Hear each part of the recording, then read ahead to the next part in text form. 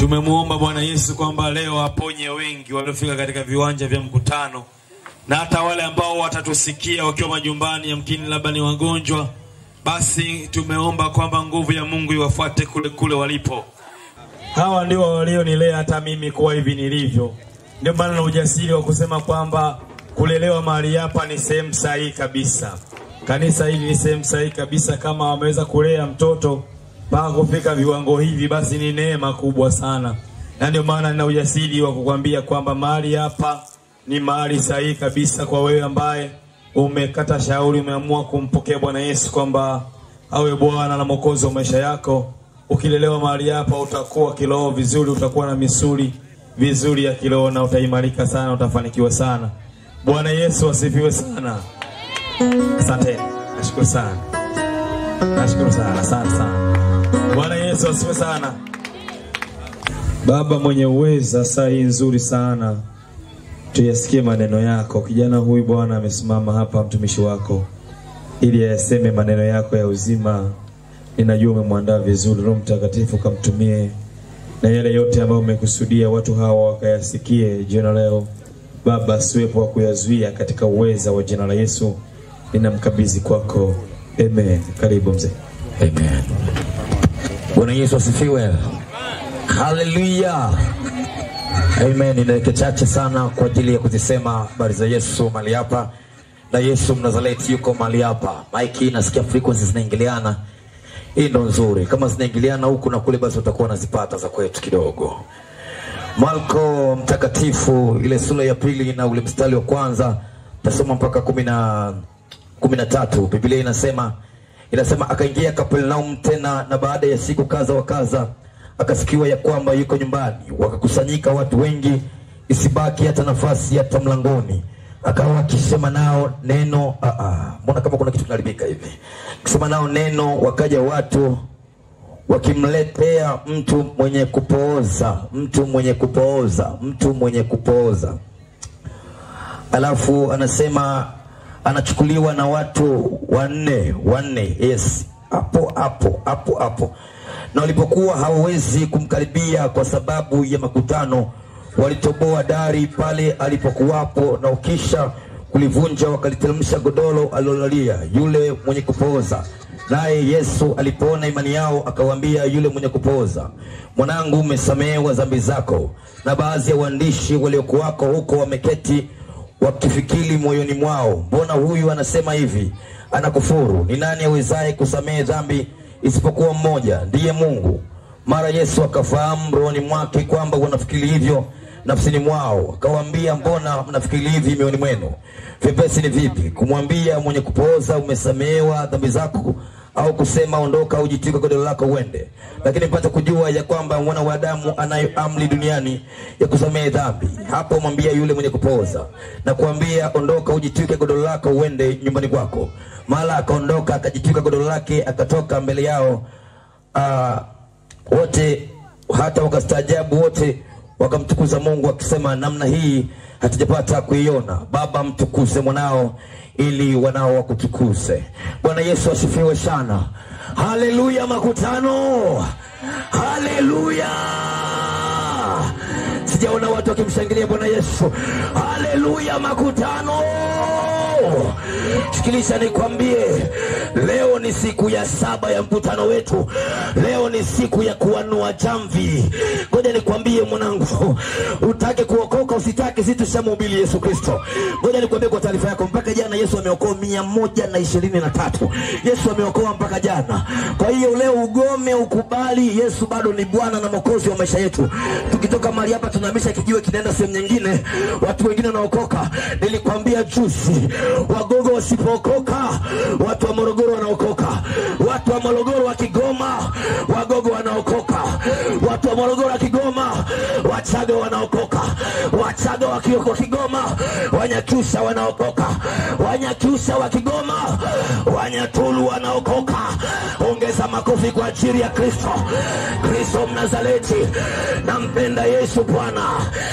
Sikiliza nikwambie, nilikwambia tumemleta Yesu mwenyewe, Yesu asiyegoshiwa Bwana, Yesu asiyetaka kiambatanishi, Yesu mwenye nguvu zote, Yesu mwenye mamlaka yote, Yesu mwenye uwezo yote.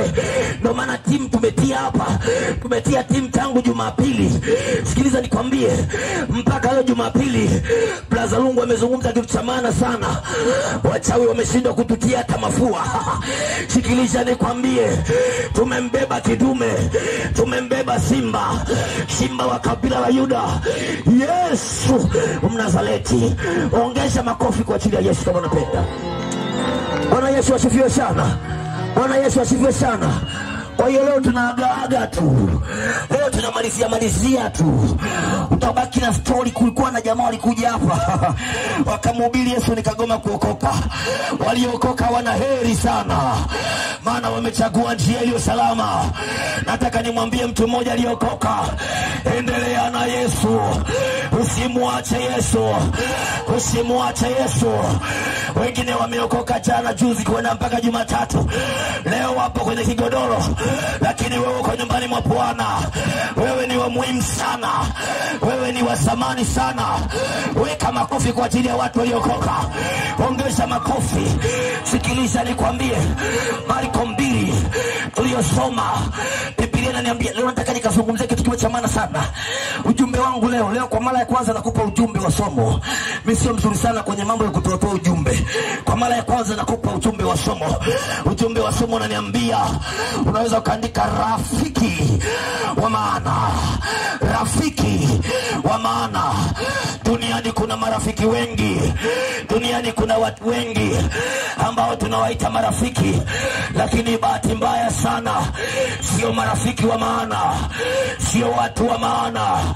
Sikiliza nikwambie, Marko 2 Biblia inaniambia Yesu akaingia tena Kapernaumu.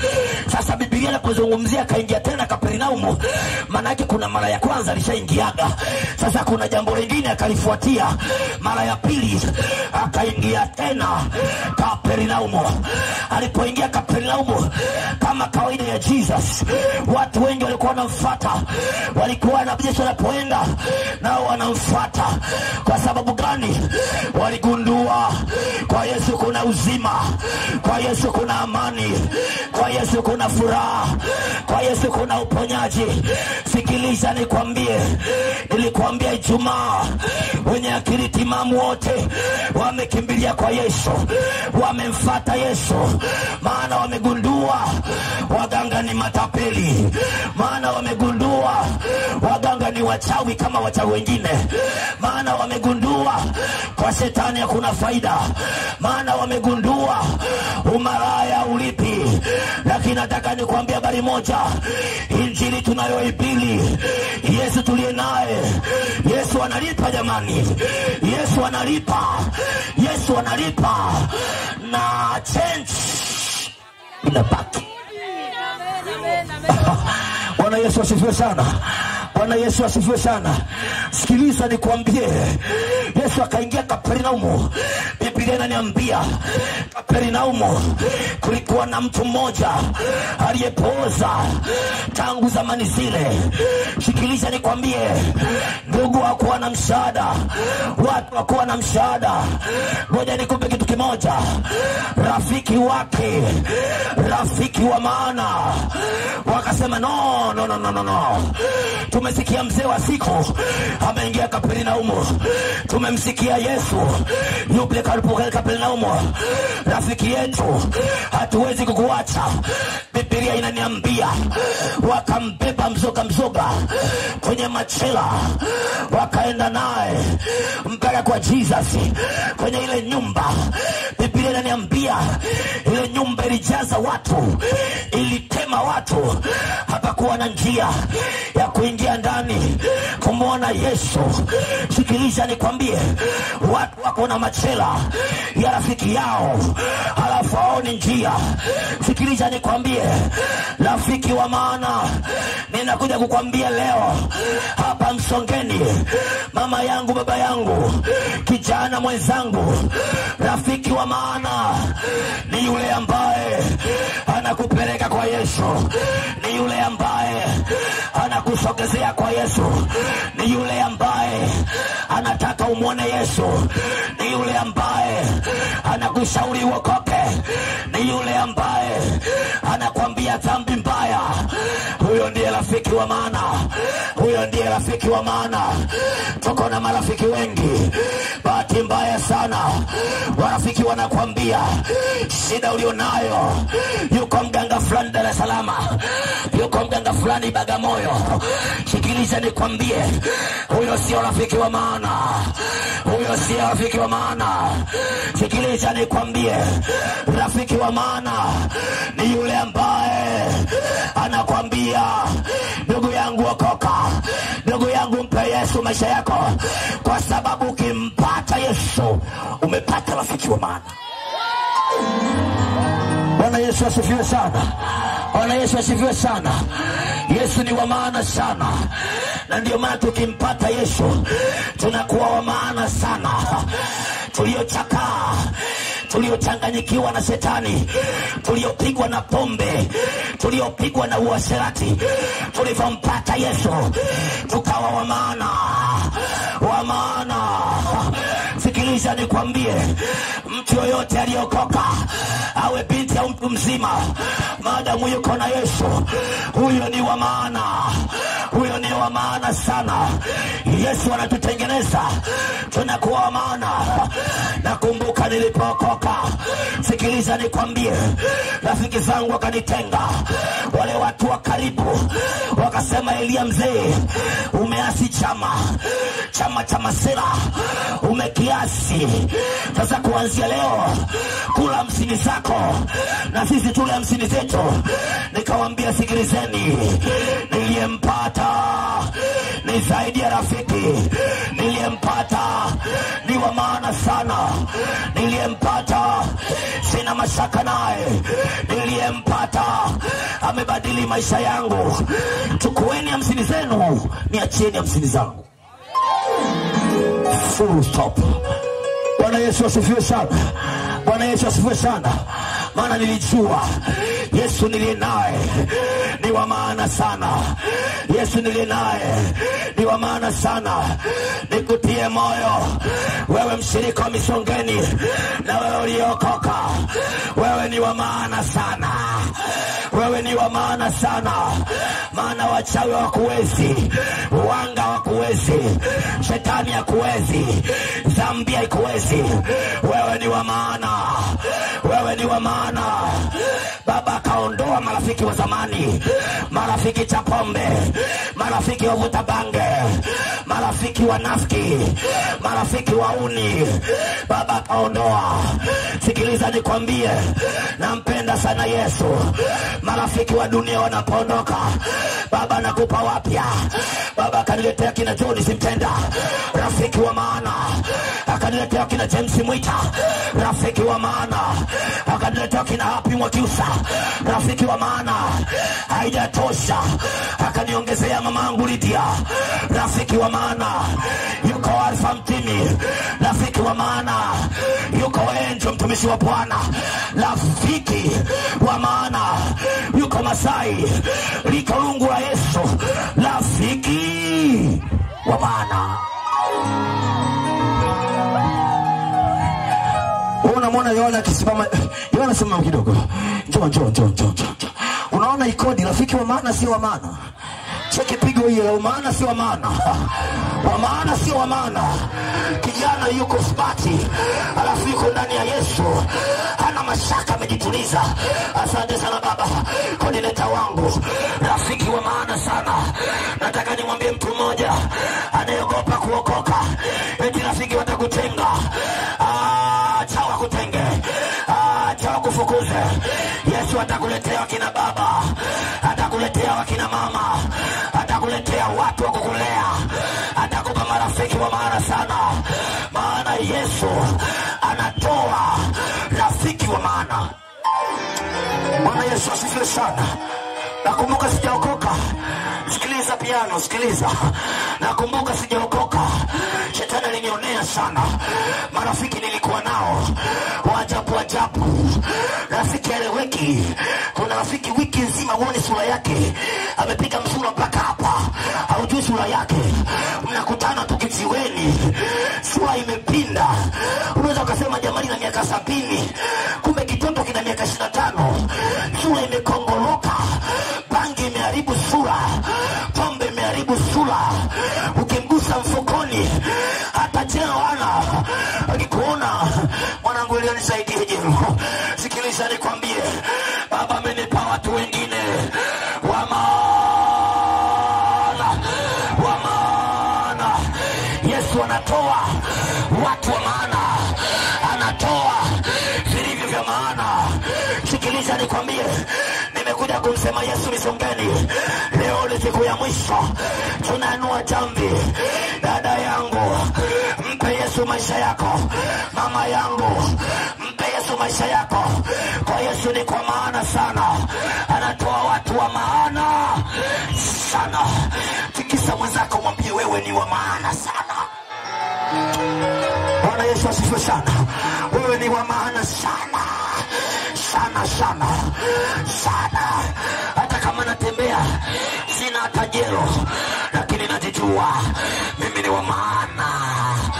Wa maana. Wa maana. Wa maana. Siku hizi 7 waganga wamefyata mkia, wachawi wamefyata mkia, maana tunayemhubiri ni wa maana. Mchungaji wa maana, wa maana sana, wa maana. Kumpata Yesu ni kupata kitu cha maana. Bwana Yesu asifiwe sana. Nilikwambia jana uko tulewi, hatuna haja ya kulewa. Bila kulewa tunamwimbia Bwana Yesu, tunamchezea Yesu. Kuna kanyimbo ketu tuliokuwa tunakaimbaga kule Linga, wanasema tulimukati mwa Yesu, tukuinoma, tukuinoma, tukuinoma, tukuinoma. Maana tunaye Yesu, tunanoma noma Bwana, tunanoma noma huku. Wakati wenzako tunanoma noma ya Yesu, wewe kumbe maisha yako ni noma noma.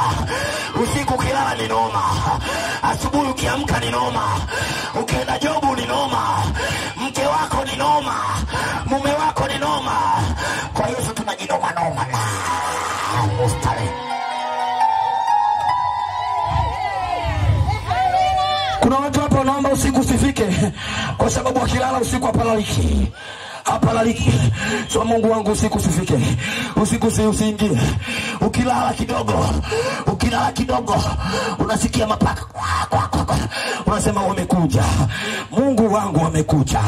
Ukikasikia kabundi ka watu masikini wa Mungu kanalia juu kana njaa, unasema wewe wamekuja. Wamekuja. Maisha yamejawa na hofu, yamejawa na mashaka, yamejawa na uoga, kwa sababu hauna Yesu. Dhambi imekuandama, shetani amekuandama, hauna ulinzi, hauna hofu ya Mungu. Sikiliza nikwambie, wenzako tuliokoka, waulize waliokoka tangia Jumatatu hadi leo, wanalala kwa amani. Usiku tunakoloma tu, usiku wala tunashaka, hatuna uoga, maana tuliye naye ulinzi wake ni zaidi ya irisi, ni zaidi ya bunduki, ni zaidi ya SMG, ni zaidi ya Wamasai. Ulinzi wa Yesu umepita ulinzi wote. Bundi watu wakiona bundi, endelea kulia. Endelea. Najua bundi una njaa, endelea. Wewe kilia unasema Mungu wangu. Yule dada wetu wa kwanza aliondokaga bundi alilia usiku. Sasa hivi sijui zamu ya nani. Sisi akipiga usiku bundi akilia, na bundi endelea tena. Kwa Yesu la sila. Siasikia wamama waliokoka kwa Yesu la sila. La sana Bwana. Kama kuna habari naweza nikazihubiri kwa ujasiri, ni habari za shujaa, habari za mwanaume. Sikiliza nikwambie, waulize Wayahudi, wanazijua habari za Yesu, wanajitoa ufahamu tu, ila wanazielewa habari za Yesu. Mwanaume alikuja duniani, Wayahudi wakamsulubisha, wakampiga, wakamtesa, wakamtemea haitoshi, wakampeleka msalabani. Wakaona haitoshi, wakampeleka kaburini, mwili uliokufa. Sikiliza, walijua Jesus ni maiti kama maiti nyingine. Kumbe mwanaume sio maiti kama maiti nyingine. Kumbe alishasemaga, jamani nitakufa, ya kwanza itapita, ya pili itapita, ya tatu itapita, asubuhi na mapema nitafufuka. Wayahudi wakasema no. Tunajua wanafunzi wake wale wakina Petro wajanja wale wataenda kuiba mwili, twende tukaulinde. Wakapeleka makomando kwenda kwenye kaburi la mwanaume kwenda kulinda. Wameshika silaha zao. Siku ya kwanza wakalinda, ya pili wakalinda. Biblia inaniambia ya tatu alfajiri na mapema tetemeko likatokea. Wajamaa wakaanza, kuna nini mwenzangu? Alipona kama ina change, vitu kama vinageuka. Wakashangaa radi zinatokea, wakashangaa miamba inachanika, inapasuka. Sikiliza, ghafla wakapigwa chini. Wakashangaa mwanaume. Kidume mmoja malaika akasukuma jiwe kidogo, alafu Jesus mwenyewe, Yesu mwenyewe akafufuka. Nataka niwaambie mkisongeni, amefufuka kama alivyosema. Amefufuka kama alivyosema. Hatukuhubiri maiti, hatuhubiri aliyekufa. Tunamhubiri mwamba mmoja aliyekufa siku ya tatu akafufuka. Ndio maana tuna ujasiri wa kumsema. Unazania wewe hivi, unazania bila Yesu tungekuwa hivi wewe? Unavyokiona kichwa cha lungu kile bila Yesu kingekuwa wapi? Hebu huyu hapa Pastor Mwita, cheki hiyo body hiyo. Bila Yesu angekuwa wapi huyo? Singekuwa anapiga ngeta kule watu. Lakini Yesu kabadilisha maisha. Baada ya kupiga ngeta watu, anapiga ngeta devil, anapiga ngeta shetani, anakandamiza maisha shetani, anaharibu kazi shetani. Jumatatu jamaa alifungua kazi shetani, zikafurugika mahali hapa, miamba ikachanika mahali hapa. Wachawi nyuma ya mlima wakasikia habari za Yesu. Sikiliza nikwambie, jamani, Yesu anaweza, Yesu anabadilisha, Yesu anaokoa. Jamani, kwa Yesu ni la, kwa Yesu sio hadithi, kwa Yesu ni Mungu halisi. Kama unabisha, pita kwenye nyumba moja ya mchawi, muulize mbona hujaoroga jamaa, atakusimulia alichokutana nacho. Pita jioni leo, mwambie mzee tunakujua Kingunge, vipi mbona jamaa umemaliza leo, atakuelezea alichokutana nacho. Leo utajua mwanaume Yesu ni kidume cha vitume. Ndio maana Yesu atumuiti mwanaume akakosa jinai. Yesu ni mwanamume wa wanamume. Yesu ni mwanamume. Isaya anasema uweza wa kifalme umabegani mwake. Uweza, sikiliza nikwambie, na uzungumzia uweza wa Yesu, nazungumzia mamlaka ya Yesu. Wa Tanzania nielewe, Yesu anawapenda. Dhambi sio dili, maisha ya shetani sio dili. Ukimpata Yesu unakuwa mtu wa maana, unakuwa wa maana. Wewe uliyepotea, uliharibika, ulionewa na shetani, ulionewa na uchawi, ulionewa na umalaya, ulionewa na pombe, bangi imekuchanganya. Ukimpata Yesu unaanza kuwa wa maana, unabadilishwa. Walioikataa heshima yako wanaanza kukupa heshima tena. Waliokudharau wanaanza kukupa heshima. Waliokutenda wanaanza kukumbuka, maana Yesu amekufanya kuwa wa maana. Bwana Yesu asifiwe sana. Bwana Yesu asifiwe sana. Na ujasiri wa kumhubiri Yesu Bwana. Hamna kitu kinaniuma. Na mhubiria mtu habari za Yesu, ananiambia sijui ana nini, sijui ana nini, sijui nini. Sikiliza nikwambie, sikiliza. Habari za Yesu sio dini. Yesu ni Yesu na dini ni dini. Kwa taarifa, ngoja nikupe siri ulikuwa ujui. Waliomuua Yesu walikuwa ni wenye dini. Unaelewa wewe? Kwa hiyo dini haijawahi msaidia mtu. Hata uwe na kidude gani unasali mara kadha wa kadha, haijawahi. Siku moja kuna mahali kuna binti mdogo akadondoka na pepo. Alafu akaja kuniita nyumbani. Kabla hajaniita, kumbe kuna mtumishi mwingine sijui wa Mungu gani alienda kuombea. Sikiliza nikueleze. Na mwale wa Yesu Bwana.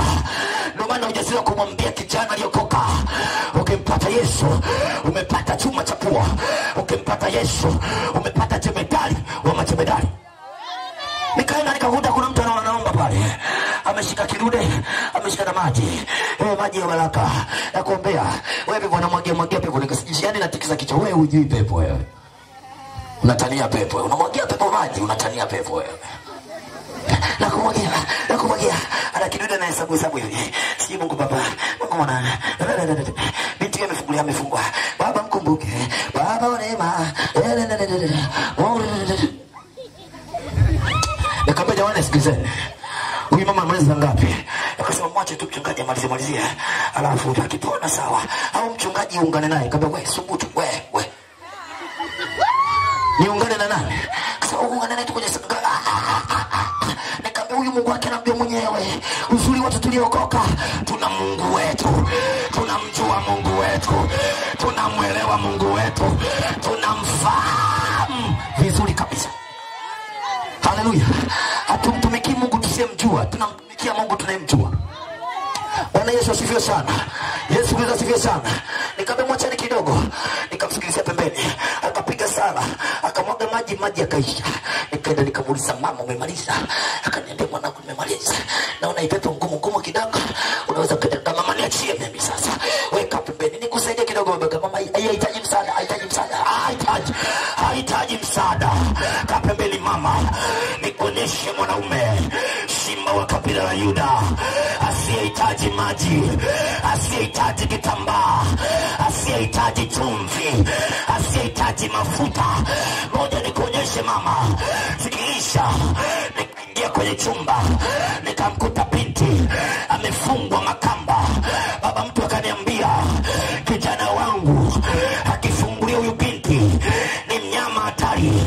Nikamwambia baba sikiliza, hakuna mnyama mwingine zaidi ya simba wa Yuda. Akiitwa anaitika, akiitwa anajibu. Huyo ndio simba wa Yuda. Fungueni binti kamba. Baba kawa anajisita, anauliza. Nikamwambia makamanda uzuri alikuwa kwenye kota za Field Force. Nikamwambia makamanda nyewe wa polisi walikuwa wamevaa jezi zao kabisa. Sikilizeni naombeni msaidie jambo moja. Bwana ukiwa na upako bwana, unaamrisha vitu tu. Unaamrisha mambo. Sikiliza nikwambie. Yesu ni zaidi ya majemedari bwana. Yesu ni zaidi ya makomando bwana. Yesu ni kila kitu. Nikamwambia wazee, najua kweli mmevaa nguo zenu nzuri. Saidia kufungua. Kwa nini kijana tumepata shida sana kumfunga huyu? Unajua tukimfungua pata kudambia nimesema mimi. Fungueni. Wakaingia ndani kwa uoga sana. Wakafungua.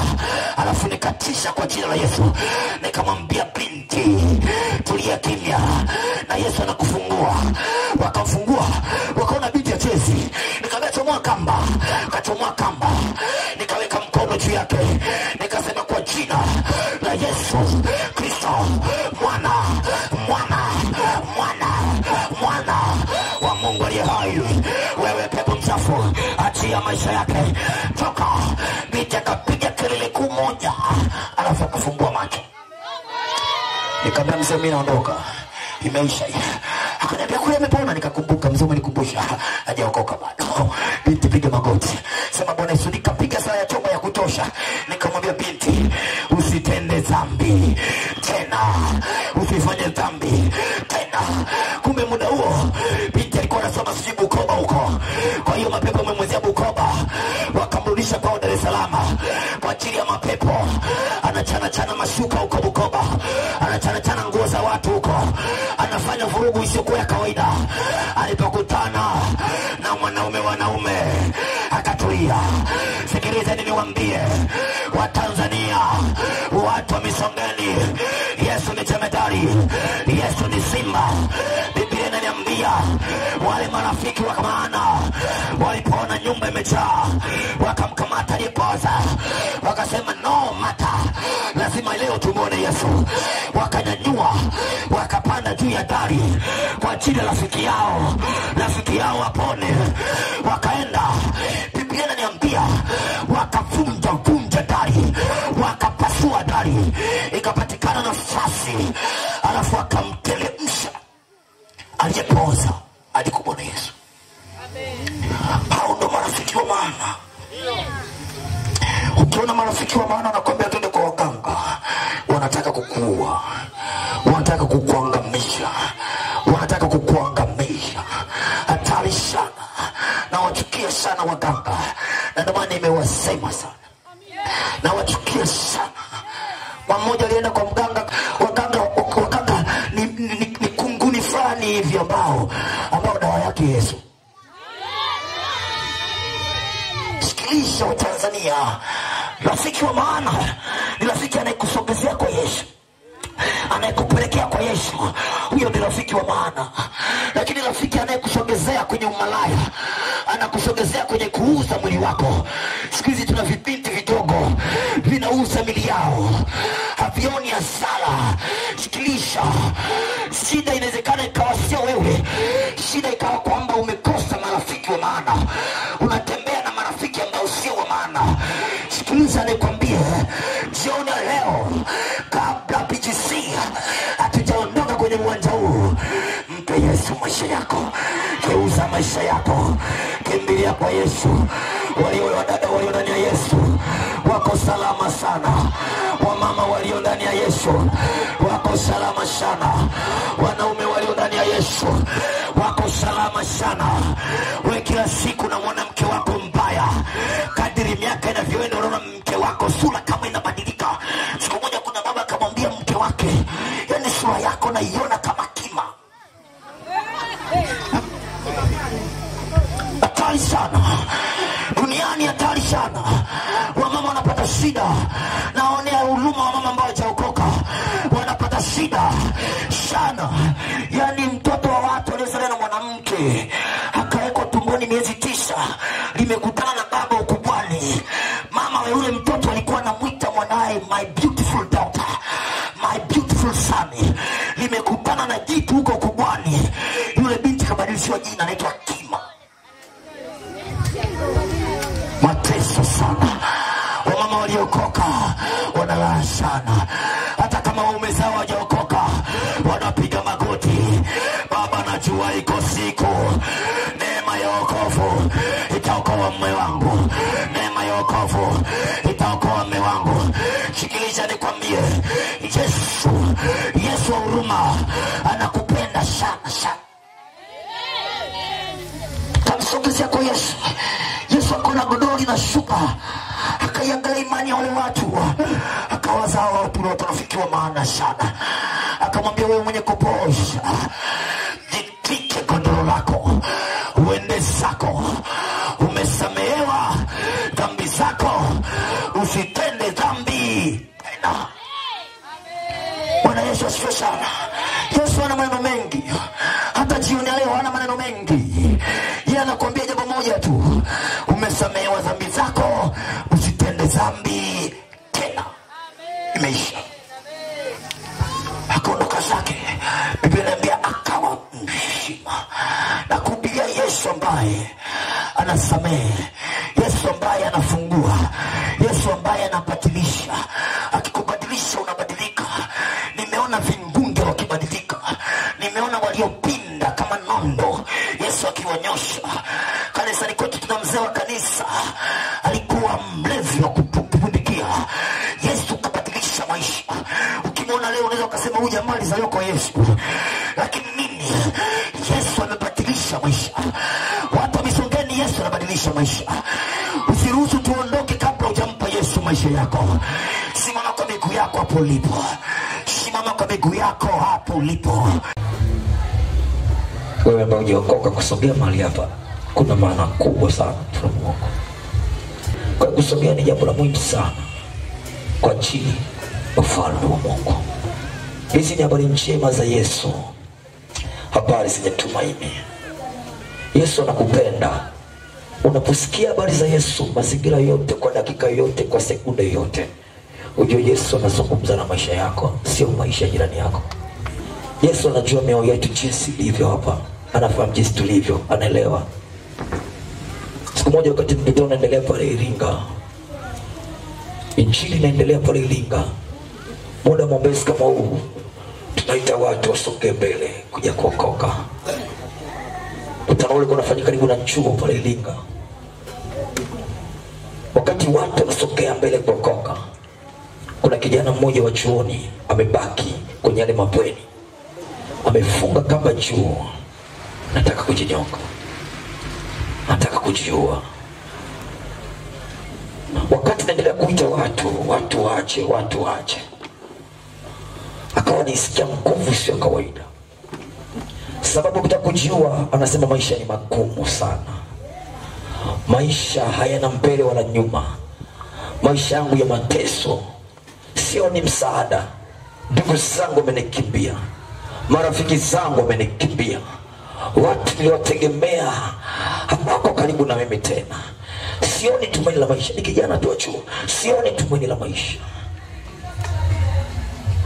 Kuzungumza mambo mengi sana, sijui mahusiano yake yanasumbua, sijui chumba yake amemwacha, taka kujinyonga kwa sababu ya mchumba, taka kujinyonga kwa ajili ya maisha magumu, nataka kujinyonga kwa ajili ya watu tu wameachana naye, wamemtenga. Nisikilize nikwambie binti leo mali hapa, sisubutu kujinyonga kwa ajili ya mwanadamu. Sikilize mama ulio mali hapa, baba ulio mali hapa, haijalishi maisha ni magumu namna gani unapitia, usisubutu kujinyonga, kwa sababu kwa Yesu kuna tumaini lililo la kudumu. Yesu anatoa tumaini ambalo wanadamu hawezi kutoa. Yesu anatoa faraja ambayo mwanadamu hawezi kutoa. Yesu anatoa amani ambayo mwanadamu hawezi kutoa. Wakati mkutano unaendelea, anasema ile kamba akashangaa imemwachia, akakimbia ni kwenye viwanja vya mkutano analia, kapiga magoti madhabahuni, akasema nilikuwa nataka kujinyonga, nilikuwa nataka kujiua, lakini Yesu ameniokoa. Ulivyokuwa mnahubiri nilikuwa nausikia moto usio kwa kawaida. Yesu ameniokoa. Nikwambia mama yangu, baba yangu, kijana ule mali hapa, usijikatie tamaa mapema. Yesu hajakukatia tamaa. Usikate tamaa mapema. Yesu hajakukatia tamaa. Inawezekana uko mali hapa, unawaza ukitoka hapo kanywe sumu, unawaza ukitoka hapo kajinyonge, unawaza ukitoka mali hapo wage watoto wako kajiue. Yesu anambia nikwambie usijiue. Yeye ni tumaini la kudumu. Fuma macho yako ulipo, fuma macho yako ulipo. Nimezungumza maneno mengi sana. Nimekwambia Yesu ni rafiki wa maana sana. Nimekwambia kwa Yesu kuna tumaini lililo la ajabu. Leo tunamaliza mkutano huu mali hapa, unasema mhubiri, maneno uliyozungumza umezungumza na mimi kabisa. Natamani nimpate huyo Yesu. Natamani Yesu abadilishe maisha yangu. Unasema mhubiri, kuna muda nakata tamaa kabisa, kuna muda sioni mbele kabisa, kuna muda sioni hata mtu mmoja aliye karibu na mimi. Unasema namtaka Yesu aingie ndani yangu, huyu rafiki wa maana. Nyosha mkono wako juu ulipo. Ina mkono wako juu ulipo. Watu wanaokoka. Ina mkono wako juu. Nyosha kwa nguvu. Nyosha kwa nguvu kule nyuma, nyosha kwa nguvu kama upo. Watu wananyosha mikono kule juu. Nyosha tena kwa nguvu hivyo. Yesu anataka mtu mjasiri. Nyosha kwa nguvu hivyo. Unasema nataka huyo Yesu tumaini la kudumu. Nyosha juu. Watu wanaokoka. Nyosha juu mkono wako. Asante Yesu, asante Yesu. Endelea kunyosha hapo ulipo mkono wako. Asante Yesu Kristo. Hatua ya pili, wakati umenyosha mkono wako kama shujaa, sogea mahali hapa mbele. Sogea mahali hapa mbele nikakuombea. Yule mama anyosha mkono wake pale, sogea mbele nikakuombea. Sogea. Haya mambo yanayokwenda kukuombea ni ya muhimu sana. Ya muhimu sana. Kuanzia leo utaona tumaini la kudumu. Utaiona amani sio kwa ya kawaida. Utaiona furaha sio kwa ya kawaida. Utaona furaha sio kwa ya kawaida. Mimi ni mwenye dhambi kwa kuzaliwa na kwa kutenda. Naomba unisamehe. Futa jina langu kwenye vitabu vya hukumu. Andika jina langu kwenye kitabu cha uzima wa milele. Bwana Yesu, ninakupokea uwe Bwana na Mwokozi wa maisha yangu, katika jina la Yesu. namkataa shetani na kazi zake zote. Kuanzia leo mimi ni mtoto wako, wewe ni baba yangu. Unisaidie niishinde dhambi, niashinde majaribu katika jina la Yesu. Asante Bwana Yesu kwa kuniokoa. Asante Bwana Yesu kwa kuniokoa katika jina la Yesu. Amen. Baba shemasi katika jina la Yesu Kristo wa Nazareti. Bwana Yesu asante. Mungu ambao umejaa neema na rehema. Kila pepo asante Bwana kwa jina la Yesu Kristo. Wewe pepo achia toka kwa jina la Yesu Kristo. Katika jina la Yesu Kristo. Katika jina la Yesu Kristo. Haya pepo achia kwa jina la Yesu. Wewe pepo achia kwa jina la Yesu Kristo. Kila kazi za adui hazina mamlaka. Pepo wachafu hamna mamlaka. Hamna mamlaka. Hamna mamlaka. Kila kazi za giza hamna mamlaka kama huyu. Katika jina la Yesu. Katika jina la Yesu. Katika jina la Yesu. Katika jina la Yesu. Katika jina la Yesu. Wewe pepo mchafu. Wewe pepo mchafu. Wewe pepo mchafu. Achia maisha. Achia maisha. Achia. Achia. Neema ya Kristo. Neema ya Kristo. Kwa jina la Yesu. Kwa jina la Yesu. Kwa jina la Yesu. Kwa jina la Yesu. Kwa jina la Yesu. Uwezo wa Bwana. Uwezo wa Bwana. Kwa jina la Yesu. Kwa jina la Yesu. Kwa jina la Yesu. Kwa jina la Yesu. Kuanzia leo katika jina la Yesu. Katika jina la Yesu. Katika jina la Yesu. Katika jina la Yesu. Pepo chafu hamna mamlaka kwa jina la Yesu.